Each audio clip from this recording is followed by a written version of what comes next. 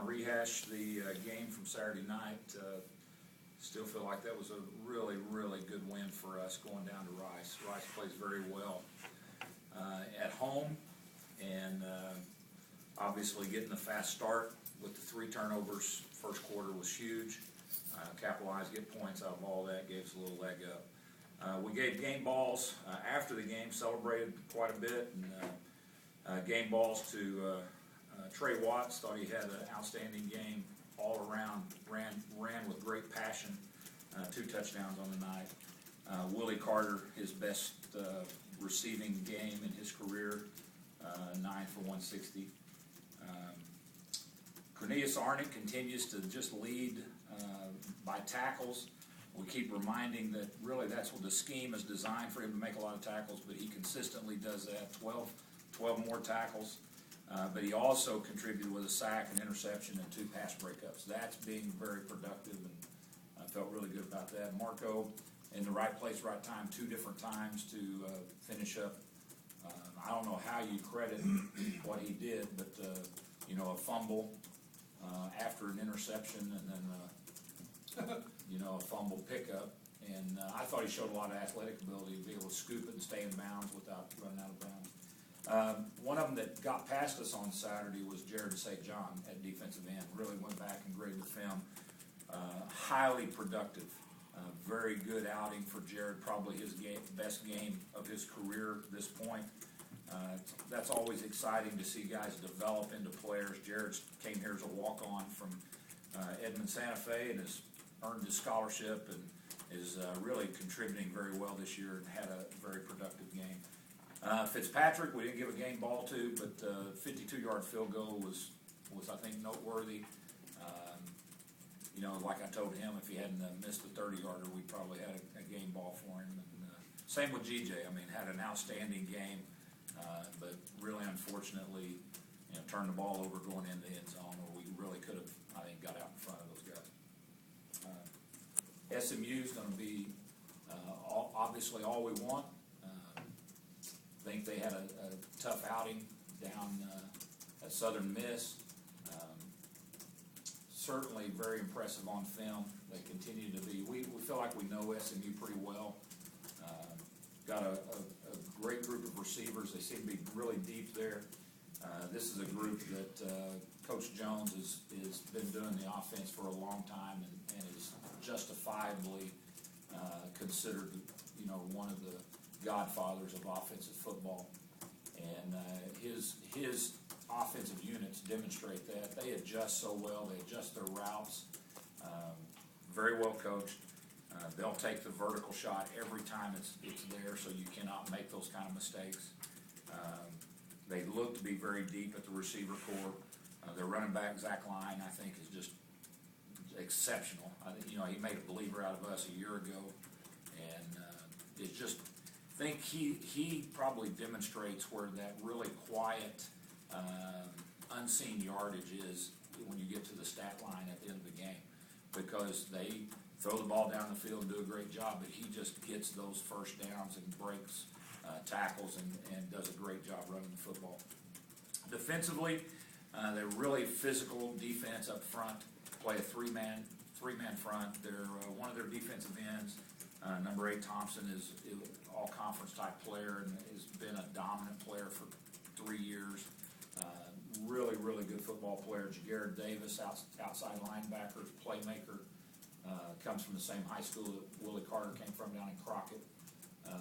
Those 2 guys, big-time playmakers. They're safeties, very solid. Chris Banjo is one of the best in the league. He's done a great job back there, but I think the guy next to him, Ryan Smith, does a really good job too. And then they create some issues on special teams. Big guy Marcus Hunt, about 6'8", has just a knack for blocking field goals and PATs, and I think it's set. I don't know where his number is right now, but it's some kind of a record that he's done. We're very aware of that, and unfortunately, he's gotten a couple of those on us in the past, and so we've got to try to be very aware and be very sound in our kicking game. Questions? How about the rivalry, Bill? Because it's really gotten to be kind of, well, I don't want to say nasty, but it's certainly, they bring the wood and so do we.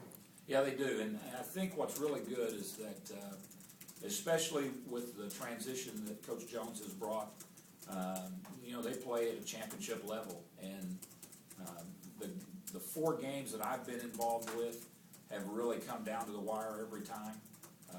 They've gotten us the last 2, so it's really important for us, I think, to get back on track. But, you know, certainly had opportunities and didn't get it done.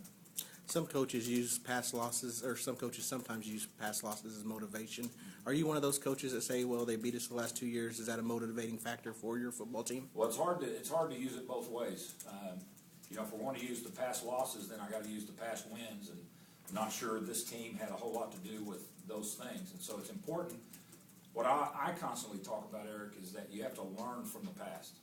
I mean, every experience that we can learn from, somebody else's mistake, somebody else's failure, is an opportunity for us not to have that mistake and failure.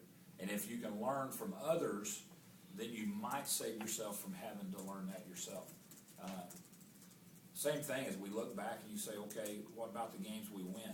Not just SMU, but others. There's probably some trends, and if we can continue to repeat those things, generally we'll find a way to do that. So I think you study the history. I don't think you get caught up into trying to use it as motivation. Coach, you had to have circled this game. I mean, last year, just the way you lost, the way the team lost last year. I mean, this has to be just for that reason alone. Well, and some would think that the main reason I have it circled is because they're the preseason favorite in our division. You know, if you're going to win your division, you've got to beat SMU. I mean, this is a team that is one of those that coming into the season, you knew, I mean, that's the favorite. That's one of the teams to beat. I mean, you put them and Houston certainly in the category of teams to beat if you're going to be a Western Division champion. And so, just so happens SMU's coming to town this week, and that's a big deal for us. Coach, you talked about they like to throw the ball long. Mm-hmm. They've also got a deep wide receiver position. How confident are you on your secondary to hold up the long ball when they can run so many guys out and run so long? Well, I think that's one of the big things we'll work on all week.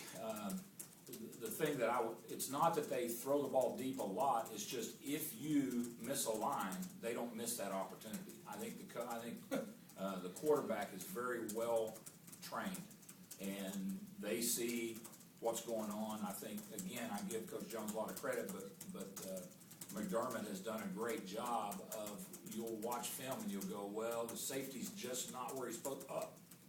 And they just happen to be taking that shot. That, to me, is just really good coaching and a young man that understands the offense. This stretch you guys have, I mean, I know all your focus is on SMU, but you got another game right after this. How much focus does your football team have to have in the next 10 days with 2 games in that stretch?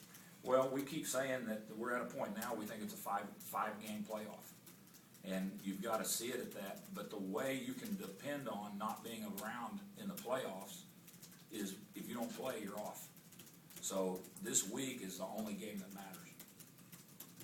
Coach, how important is it to have this game here at home and the crowd? Yeah, being able to come home, homecoming weekend, ought to be a great crowd, ought to be a lot of folks here. I think it's a great opportunity for our folks to come out and to fill the stadium and to get excited about a great event. This is a game that matters. This is a game that means something.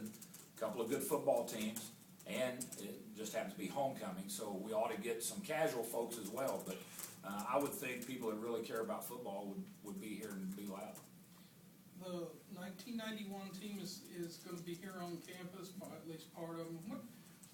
How important is that team in the overall history of the school? Well, it was a team that I remember sitting in my living room watching that bowl championship.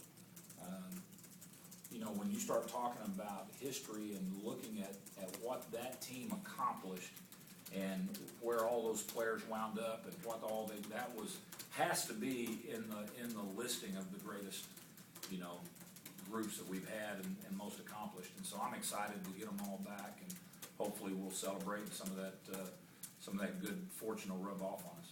How much